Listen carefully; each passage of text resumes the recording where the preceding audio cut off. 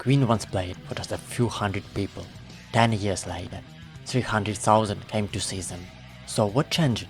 It wasn't just their music. It was how they transformed every single concert into an unforgettable experience. In this video, we'll follow the journey from the tiny club to the biggest crowds the world had ever seen. Let's begin. In 1973, Queen finally hit the road, not as headliners, as the opening act for Month the Hoople. Most nights, the crowds were far from full. The venues held around 2,000 people. Their debut album reached number 24 on the UK charts. Not a disaster, but far from a breakthrough. Money was tight. The label had very little budget for live shows. No massive lights, no giant stage, no special effects. Just 4 musicians with something to prove. Then, in 1974, things got even harder.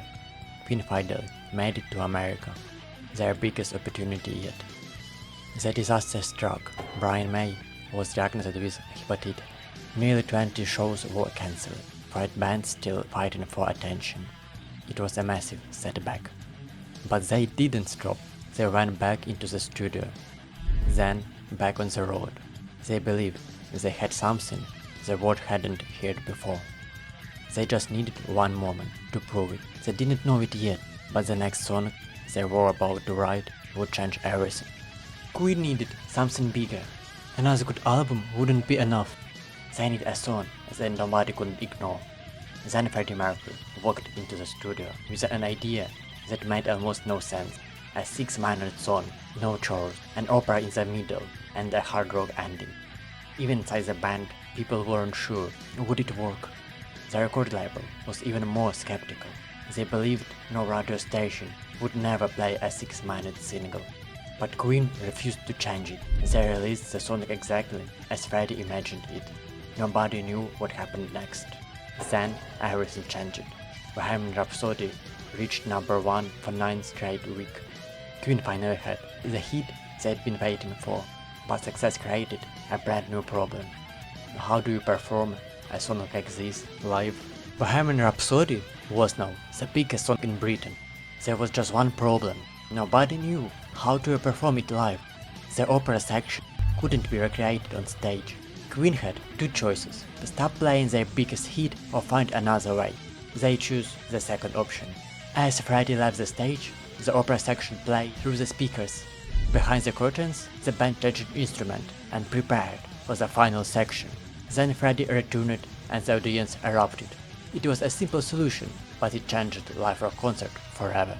Queen had learned something most bands hadn't. A great concert didn't have to copy the record. It had to create the moment people would never forget. Then, on Christmas Eve 1975, they finally got the chance to prove it.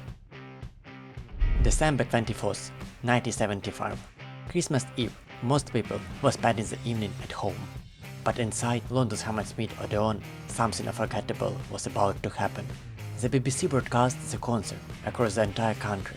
For millions of people, this was the first time seeing Queen live. Freddie Mercury walked onto the stage with a confidence he had never showed before. Every song felt bigger than the last.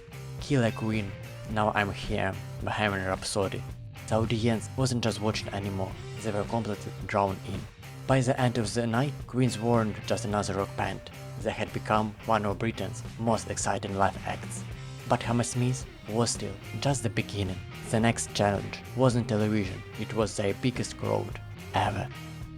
In 1976, Queen faced their biggest audience yet. Hyde Park, an estimated 150,000 people. Just 1 year earlier, they were playing small theaters. Now an entire park was waiting for them. This wasn't just another concert, it was a completely different world. A stadium crowd doesn't react like a theater audience.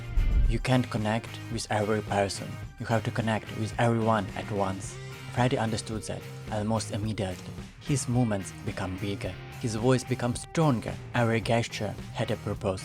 Queen weren't just playing songs anymore, they were putting on a show, and the audience responded louder than ever before. That night, Queen proved they belonged on the biggest stages in the world. But even Hyde Park was only practice, because a few years later, the crowds would become twice as big. By 1985, Queen had already played some of the biggest venues in the world. But nothing prepares them for Brazil. Rock in Rio. More than 300,000 people stood in the front of the stage. It wasn't just the size that shocked the band, it was the sound. When Freddie started singing Love of My Life, the crowd kept going. Hundreds of thousands singing, almost louder than Queen themselves. Brian may later say they looked at each other in complete disbelief. That moment changed the way Queen thought about live concert. The audience was no longer watching the show, they had become part of it. From that night on, Queen didn't just perform for the crowd, they performed with the crowd, and everything they learned in Brazil would lead to one final masterpiece. 1 year later, everything came together. Wembley Stadium, 2 sold-out nights, more than 140,000 fans. By now, Queen knew exactly how to build the perfect concert. Every song had its place, every pause had a purpose. Radio Gaga turned thousands of people into one moving crowd. We Will Rock You became impossible not to join. And Freddie Mercury was no longer just a singer, he was conducting an entire stadium. Nothing felt accidental. Every moment had been refined through years of touring, from tiny clubs to Hyde Park, from Rock in Rio to Wembley. This wasn't just another concert, it was the result of everything we had learned over the previous decade. And that's why so many fans still consider Wembley the greatest Queen concert ever filmed.